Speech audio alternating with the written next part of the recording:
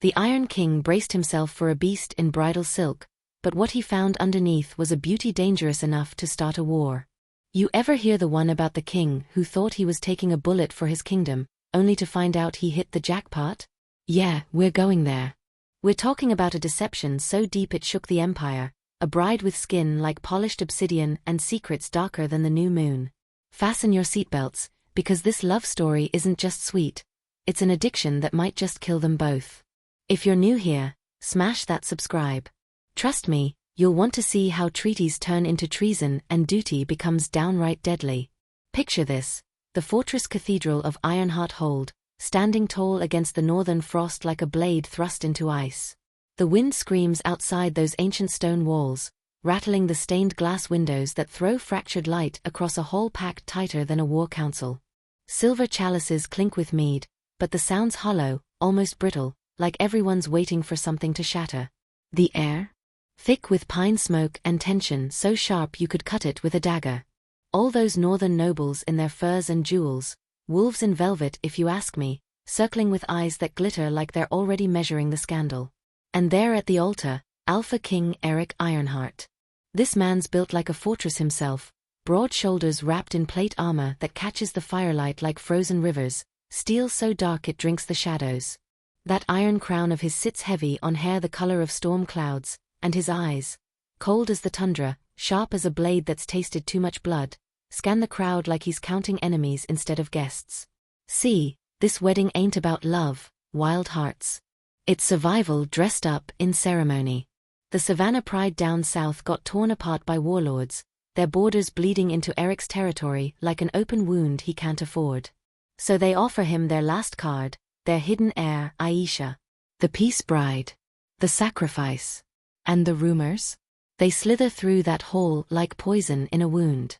Aisha, the cursed one, skin scorched black by dark magic, face twisted by bloodline curses from the old wars. A monster wrapped in lace to keep two kingdoms from tearing each other apart. A charity case for a king too proud to refuse without looking weak. Eric's jaw works like he's grinding his teeth to dust. Those scarred hands of his, hands that crushed rebellions and broken siege lines, they're clenched so tight the leather of his gloves creaks. This is the Iron King, Wild Hearts, the alpha whose presence alone makes enemies kneel, whose reputation for ruthlessness keeps his borders secure. Chaining himself to some hidden omega buried under veils thick as funeral shrouds, her figure lost in fabric that hangs like shame? It's an insult disguised as diplomacy. Just endure it, he tells himself, that wolf inside him prowling restless against his ribs. Seal the treaty, claim the bond, then keep her in the south wing where no one has to look at the evidence of your sacrifice. The priest's voice echoes off stone, droning ancient words that sound like a dirge. The heavy oak doors groan open, and every head turns like they're all puppets on the same string. Eric doesn't move. Won't give them the satisfaction. But his eyes, they track the movement at the end of that impossibly long aisle automatically, the way a predator tracks prey even when it's already bored with the hunt. There she is. The peace offering. The monster bride. And damn if they didn't try to bury her alive in fabric.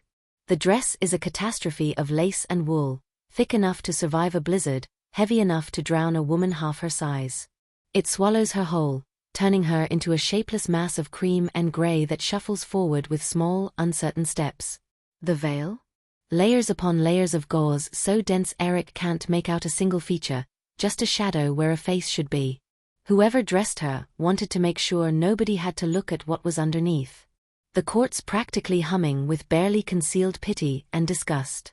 Someone behind him, probably that snake lord demon, actually chuckles under his breath. Eric's wolf snarls, but he clamps down on it. Not the time. Not the place.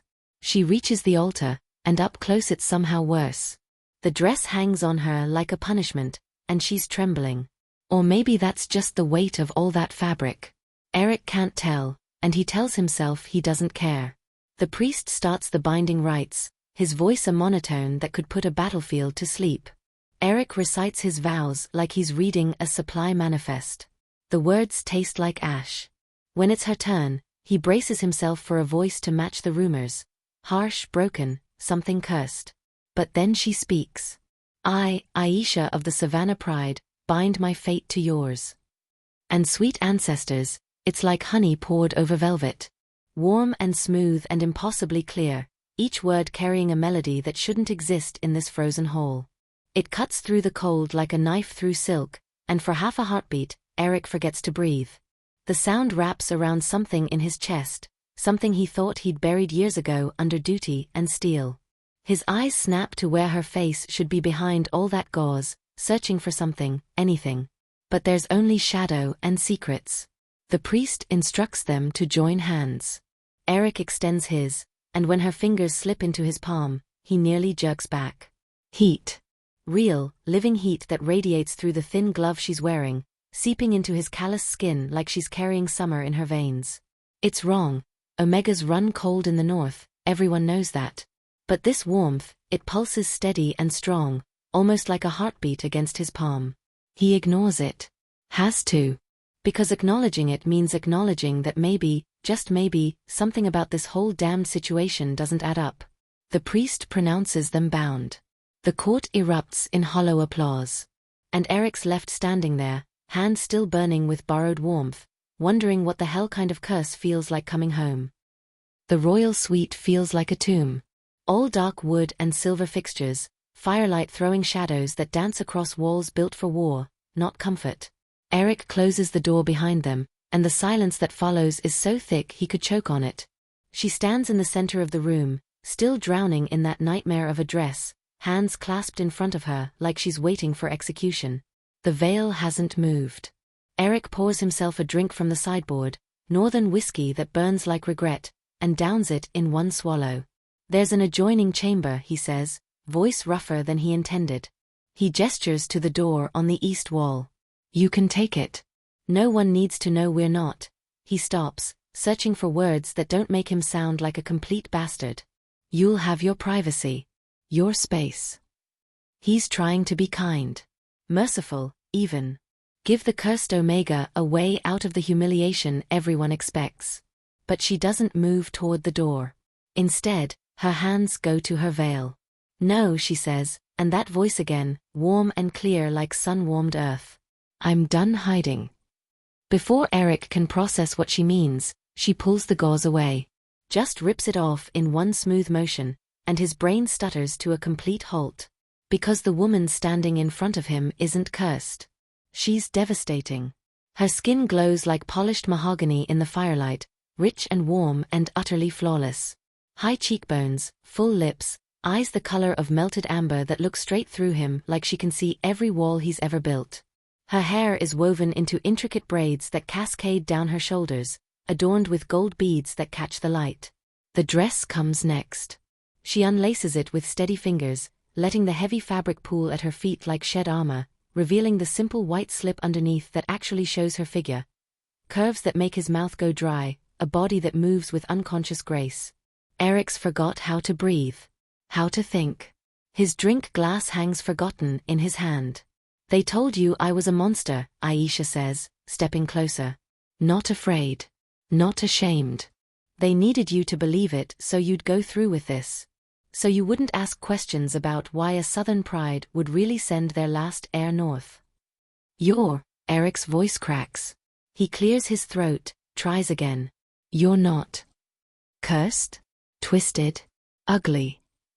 She tilts her head, and something dangerous flashes in those amber eyes. No. I'm just inconvenient. And now I'm yours. His hand moves before his brain catches up, reaching out to touch one of those intricate braids. The texture is like silk, and the gold beads are warm from her skin.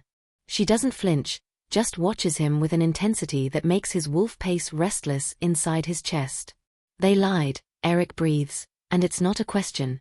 It's a realization that's reshaping everything. The treaty. The marriage. The rumors. All of it built on deception, so complete he walked into it blind. And standing here, touching her hair while firelight paints her skin in shades of bronze and gold, Eric Ironheart realizes something that should terrify him. He's not just lucky. He's in serious trouble. The morning breaks cold and unforgiving, but Eric barely notices. He's been awake for hours, watching Aisha sleep in his bed, their bed now, her braids spread across his pillow like spilled gold and shadow. When she wakes, those amber eyes find his immediately, and something unspoken passes between them. A understanding. A challenge. They're going to lose their minds, he warns her as they dress for the morning court. Her smile is small and sharp. Good. The great hall is already packed when they arrive, the usual morning petitions and political posturing in full swing. But the second Aisha steps through those massive doors at Eric's side, every conversation dies like someone cut the strings. The silence is absolute. Suffocating. Then the gasps start. Rippling through the crowd like a shockwave.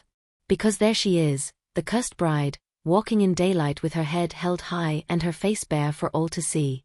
That rich, dark skin practically glowing against the white and gold gown she's chosen.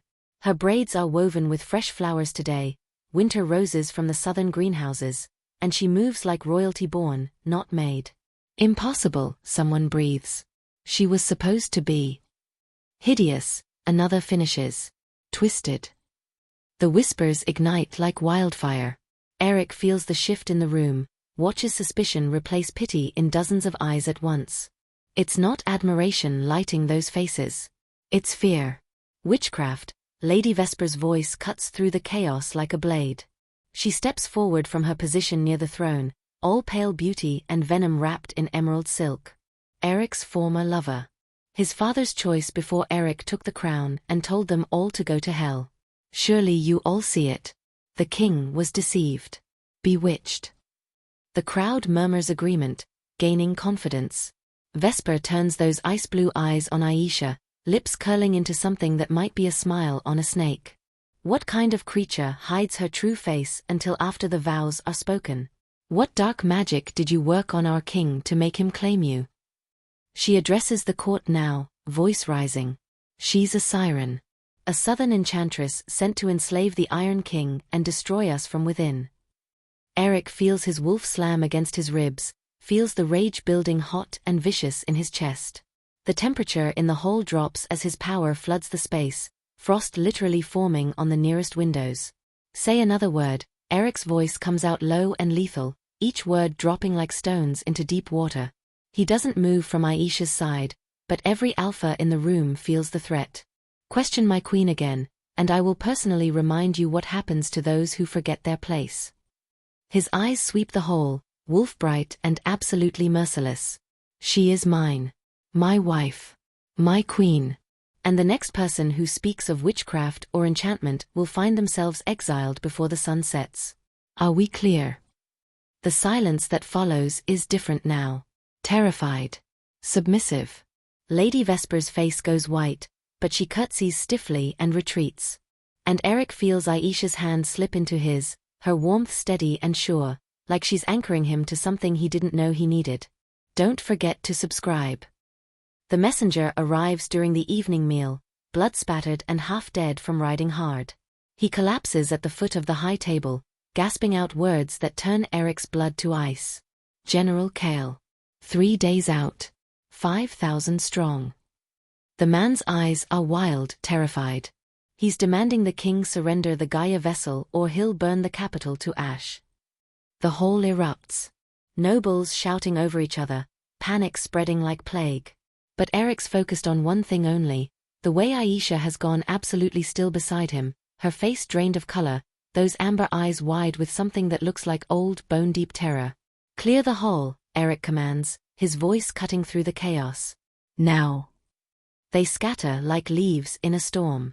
When the doors finally slam shut, leaving only his most trusted guards posted outside, Eric turns to his wife. Talk. Fast. Aisha's hands are shaking.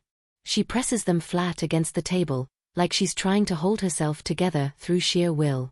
Gaia vessel. That's what they called my bloodline. We're born with the ability to heal the earth itself. Make crops grow in dead soil, turn deserts into gardens, cleanse poisoned water. Her voice cracks. My grandmother could make entire forests bloom with a touch. Could. Kale found her first. The words come out hollow. He drained her. Bled her out over months to fuel his war machine, kept his army fed when their supply lines failed. When she finally died, He hunted my mother. Then my aunts. My cousins. She meets Eric's eyes, and the grief there is bottomless. I'm the last one. That's why they hid me. Why they made me ugly, cursed, unwanted. Because if Kale knew I existed, he'd come for you, Eric finishes, rage building hot and vicious in his gut. And your family threw you to me to keep you hidden. A treaty marriage to the one place even Kale wouldn't dare attack. Except now he knows. Aisha stands abruptly, pacing like a caged animal. Someone told him. Someone in this court, in this castle. And he's coming. Eric's mind races, calculating distances, troop movements, defenses. The capital's walls are strong, but 5,000 battle-hardened soldiers led by a tactical genius? With traitors already inside feeding Kale information? The ancestral ruins, Eric says suddenly, the pieces clicking into place. The old texts talk about binding rituals. Places of power where bloodlines can be awakened, strengthened. He grabs Aisha's shoulders, forcing her to look at him. If we can get you there, fully unlock whatever power you're carrying, you won't be defenseless. You won't be prey. It's 3 days hard ride, Aisha breathes. Through territory Kale's probably already moving through. Then we leave tonight. Eric's wolf is already surging forward, battle-ready and absolutely certain. We take my best riders, move fast and light. Get you to those ruins, bind our powers together like the old kings did with their mates. His grip tightens. I'm not letting that bastard take you. Not now. Not ever. Aisha searches his face, and something fierce and grateful flashes in her eyes. You barely know me. I know enough, Eric growls. You're mine. And I protect what's mine. They ride through 2 nights and a day, pushing the horses to their limits, and lose 3 good soldiers to Kale's scouts in a brutal skirmish at dawn. But they make it. Barely. The ancestral ruins rise from the forest like a prayer carved in stone. Ancient archways covered in vines, crumbling walls that once held kingdoms together, and everywhere water. Clear streams running through the heart of it, pools reflecting sky through breaks in the canopy, moss and ferns growing thick enough to muffle sound. It's green here in a way the north never is, alive with something old and patient and utterly peaceful. Eric's remaining guards fan out to establish a perimeter while he leads Aisha deeper into the ruins, following instinct and half-remembered stories his grandmother used to tell. They find the heart of it, a circular chamber open to the sky, stone benches worn smooth by centuries, a pool of water so clear he can see every pebble at the bottom. Aisha sinks onto one of the benches at the water's edge, and the exhaustion finally catches up to her. Her shoulders curve inward, her hands trembling in her lap. She's been strong for 3 days straight, but here in this sacred place, something in her cracks. He killed them all, she whispers. Everyone I loved. And he won't stop until he's bled me dry too. Eric should be strategizing. Planning their defense, calculating how long they have before Kale tracks them here. But instead he finds himself moving forward, his armor creaking as he steps into the shallow water. It's cold, soaking through his boots immediately, but he doesn't care. He kneels before her. The Iron King, down on his knees in the water like a supplicant before a goddess. Aisha's eyes widen, surprise cutting through the despair. Eric. No. He reaches for her hands, wrapping his scarred, calloused fingers around hers. Her skin is warm despite everything, that impossible heat that's been driving him crazy since the wedding night. Listen to me. He holds her gaze, those amber eyes that see too much, and lets her see him right back. No walls. No armor on the inside, even if he's still wearing it on the outside. I am the shield, Eric says, and his voice comes out rough with certainty. You are the life. Together, we don't break. He squeezes her hands. Kale wants to drain you, use you like a weapon. But that's not what you are. You're the thing that makes the world worth defending. His wolf surges forward, absolute in its conviction. And I will defend you. With everything I have. Everything I am. A tear slides down Aisha's cheek, catching the dappled sunlight filtering through the leaves above. You barely know me, she says again, but this time it sounds less like a statement and more like a question. Then let me know you, Eric counters. Let me be your shield while you learn to be the weapon they should have feared all along. Her fingers tighten on his, and in the sacred quiet of the ruins, something shifts between them. Something that feels like fate clicking into place. I am the shield, he repeats softly. You are the life. We do not break. We do not break, Aisha echoes, and it sounds like a vow. The sun sets, painting the ruins in shades of copper and gold, and Eric finally removes his armor. Piece by piece it comes off, the breastplate scarred from 100 battles, the gauntlets stained with old blood, the boots worn through at the heels. Until he's just a man in linen and leather, kneeling in the water before a woman who started to look at him like he's something more than a political necessity. Aisha's hands come up to cup his face, her thumbs tracing the hard line of his jaw. You're sure? She whispers. Once we do this, once the bond fully forms. I've been sure since the moment you dropped that veil, Eric cuts her off. Maybe before that. Maybe the second I heard your voice.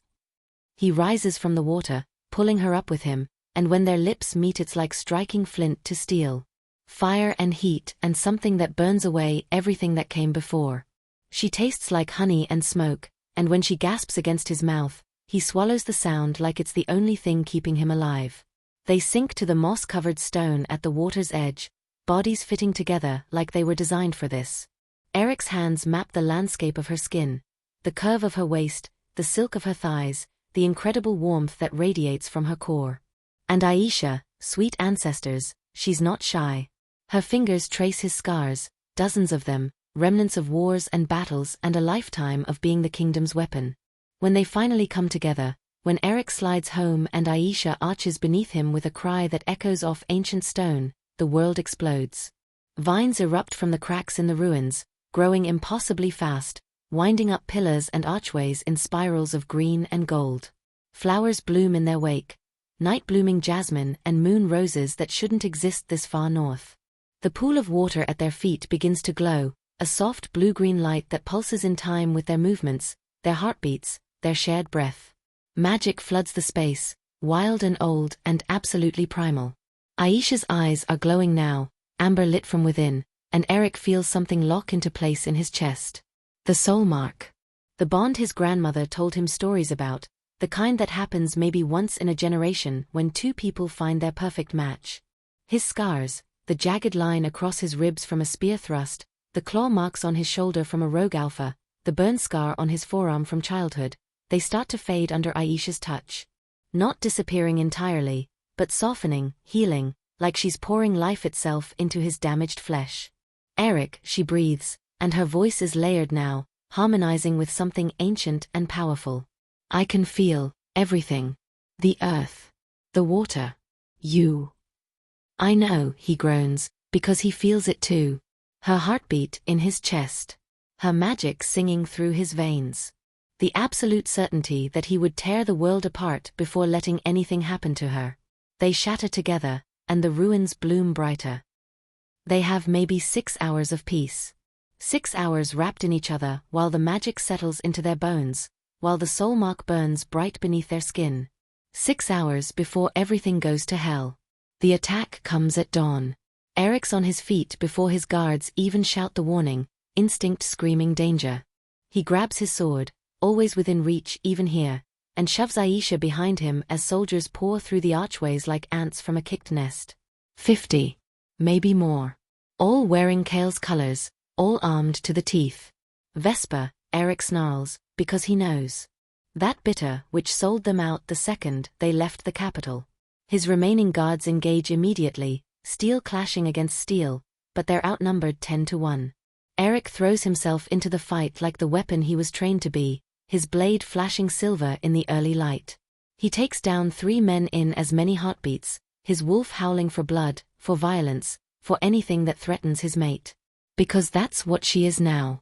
Not just his wife. His mate. Soulbound. And every instinct in his body is screaming to protect her. But there are too many. For every soldier he drops, 2 more take their place. His guards fall one by one, good men dying on ancient stone, and Eric's arm is screaming from the impact of blocking blow after blow after blow. Then the vines move. Thick ropes of green shoot up from the ground, wrapping around ankles and weapons and throats. Soldiers scream as they're yanked off their feet, as thorns burst from the vines and puncture armor like it's made of paper. Aisha stands at the center of the ruins, her eyes blazing gold, her hands outstretched as she bends the earth itself to her will. "I'm not helpless," she grits out, and another wave of vines erupts.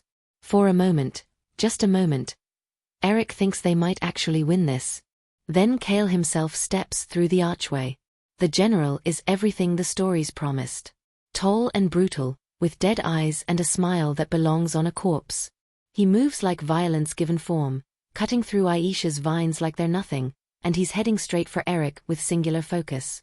They clash in the center of the ruins, and it's like fighting a mountain. Cale's strong, faster than he should be for his size, and he fights dirty. A knee to Eric's ribs. An elbow to his jaw. A pommel strike that opens a gash above Eric's eye and sends blood streaming into his vision. Eric gets his sword up, manages to score a hit across Cale's shoulder, but then something slams into his back. A pommel. A boot. He doesn't see it, just feels his knees buckle as pain explodes through his spine. He hits the ground hard, and Cale's blade is at his throat before he can rise. "Stop," Cale calls out, loud enough to carry.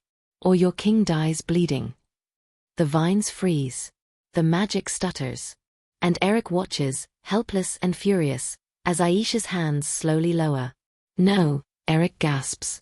"Don't." But Cale's already smiling. There she is. The last vessel. "Come quietly, girl, and I'll make his death quick." Aisha moves forward slowly, hands raised in submission, and Eric's wolf is howling in his chest.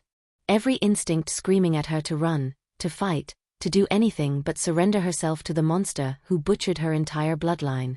"Smart girl," Cale purrs, pressing the blade harder against Eric's throat. Blood wells up, hot and sticky. "You know how this goes. I take your blood, drop by drop, and keep you alive just long enough to fuel my conquest. Your king gets to watch you wither for a few months before I finally grant him the mercy of." "You talk too much," Aisha says. And then she explodes. Not literally, but close enough. Pure life energy erupts from her in a wave of blinding golden green light that slams into Cale like a battering ram. The general staggers back, his blade leaving Eric's throat, his dead eyes going wide with something that might actually be fear. Eric doesn't waste the opening. He rolls, grabs his sword, and comes up swinging. The blade catches Cale across the ribs, drawing first blood, and the general snarls like a wounded animal. "Take them all," Eric roars to Aisha, and she understands immediately. The earth answers her call like it's been waiting centuries for this moment. The ruins groan, stone shifting and cracking as roots thicker than a man's torso burst through the ancient floor. Soldiers scream as the ground opens beneath them, as vines drag them down into darkness, as the moss itself becomes a living weapon that chokes and binds and consumes. Eric keeps Cale's attention, blade against blade, trading blows that would shatter normal steel. The general is strong, brutal, efficient. But Eric's fighting for something more than victory now. He's fighting for the woman behind him who's literally reshaping the battlefield, for the future they're building together, for the soul bond that burns like a star in his chest. "She's mine," Eric snarls, driving Cale back step by step. "Not yours. Not anyone's but mine." "Then you'll die with her," Cale spits and lunges. Their blades lock, and for a moment they're face to face, close enough that Eric can see the absolute emptiness in the general's eyes. This man doesn't want power or glory. He just wants to consume. To drain. To destroy anything beautiful or living or good. Eric headbutts him. Hard. Cale's nose shatters with a wet crunch, and when he stumbles back, Eric's blade is already moving. A slash across the tendons behind the knee. A thrust to the shoulder that makes Cale drop his weapon. A brutal kick to the chest that sends the general sprawling. The ground beneath Cale splits wide open, roots reaching up like grasping fingers. "For my grandmother," Aisha's voice echoes through the ruins, layered with power and grief and absolute fury. "For my mother. For everyone you murdered." The earth swallows Cale whole. His screams cut off abruptly as stone and root and soil close over him like a grave, and then there's only silence. except for Eric's ragged breathing and the sound of the last few soldiers fleeing into the forest. The journey back to the capital takes twice as long because Eric refuses to push Aisha. She's exhausted, her magic temporarily spent after literally swallowing an army, and he'd sooner walk barefoot through fire than see her hurt. They ride slow, his arm wrapped around her waist, her head resting against his shoulder. Word of Kale's defeat reaches the city before they do. By the time they approach the gates, the streets are lined with people. Shocked, grateful, terrified people who finally understand what their queen really is. Not a curse. A blessing they never deserved. Lady Vesper is waiting in chains in the throne room, her perfect face twisted with impotent rage. Eric doesn't even give her the satisfaction of a trial. You sold out your queen and kingdom to a monster, he says, voice flat and final.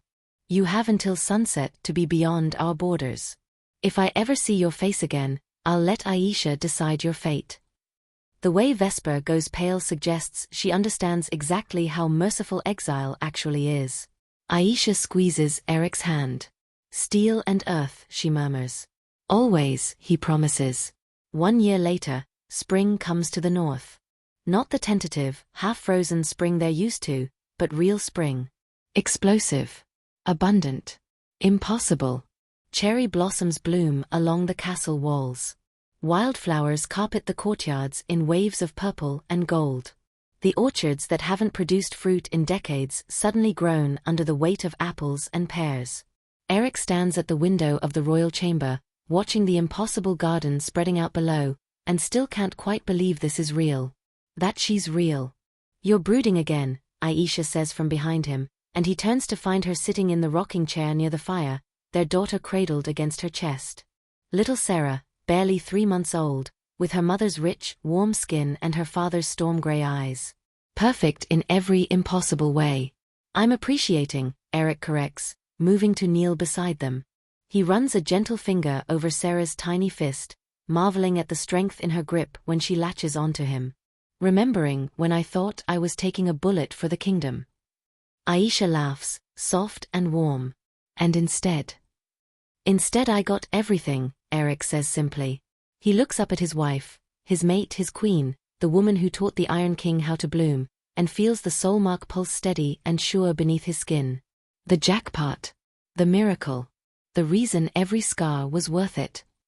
Sarah makes a small sound, and outside the window, a tree that's been dead for 30 years suddenly bursts into flower. Aisha smiles. She's going to be powerful. She's going to be loved, Eric counters, wrapping his arms around them both. Steel and earth. We don't break. We don't break, Aisha echoes. And in the north, for the first time in living memory, the world is alive. If you enjoyed this story, please subscribe to the channel for more werewolf romance tales, alpha kings, rejected mates, and powerful omega stories. Hit the notification bell so you never miss an upload.